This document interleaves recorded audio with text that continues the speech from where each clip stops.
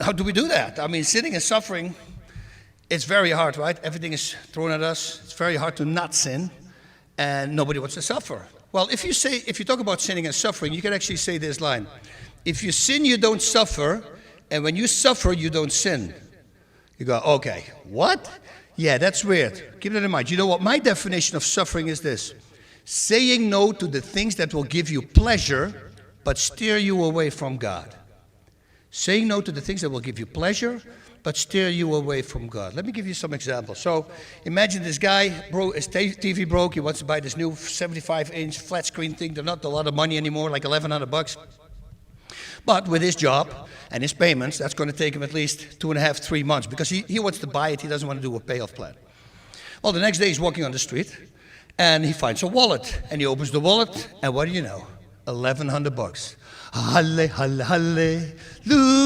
That's what he starts screaming. He said, Jesus, thank you. Thank you for that wallet. But it's not Jesus. That's the devil, guys, doing that. And Jesus will allow it just to see what you're going to do with it. Well, that money is going to give him a lot of pleasure, but it's also going to steer him away from God. Right? I shall not steal. Commandment number 7. Or what about the person who came home from a 16-hour workday?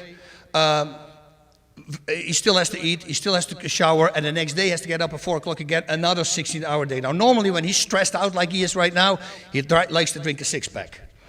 Well, that six-pack is going to give him a lot of pleasure. Saying no to that six-pack, because it's going to steer him away from God, sobriety, right, is going to be hard to do. What about gossiping? We all know we shouldn't gossip. But there is this rumor, and they're telling it to this lady, and that rumor is about a guy who she doesn't really like, and it's a bad rumor. It's going to make him look really bad. Ooh, you really want to say it? Well, it's better to suffer at that moment and don't say anything, because it's going to steer you away from God. Thou shalt not judge. Or what about the 45-year-old who's in a bar? He's married, and he starts talking to this cute 25-year-old, had a few drinks, and then, what do you know? She invites him to her apartment.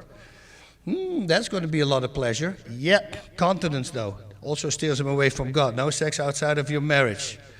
So all of us know that these things are wrong to do. But again, why do we do it? Because we are pussies. Lack of courage.